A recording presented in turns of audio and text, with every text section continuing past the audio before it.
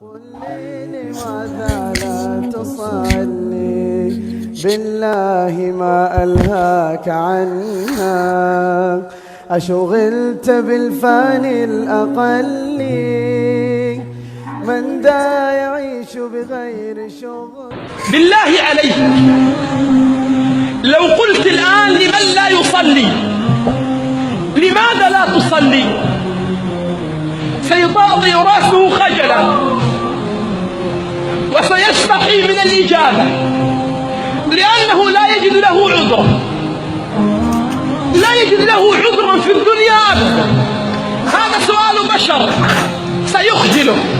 بالله عليك لو أن الذي سألك هو الله، أعطاك الله من النعم ما أعطاك، لك عينين ترى وغيرك يتمنى أن يدفع مال الدنيا ليرى.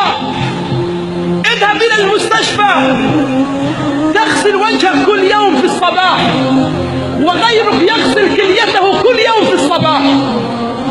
ترى في الصباح ضوء الشمس ووحج النهار واخضرار الأشجار وظهور السماء، وغيرك لا يرى، غيرك لا يرى ويتمنى أن يرى.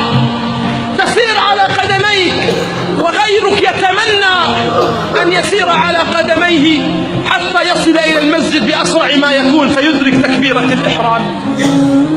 لك يدين تسمع، أنت الآن جالس تسمعني، أنت الآن جالس تسمعني، غيرك لا يسمع، غيرك يتمنى أن يسمع صوت أبيه أو صوت بنته أو ابنه.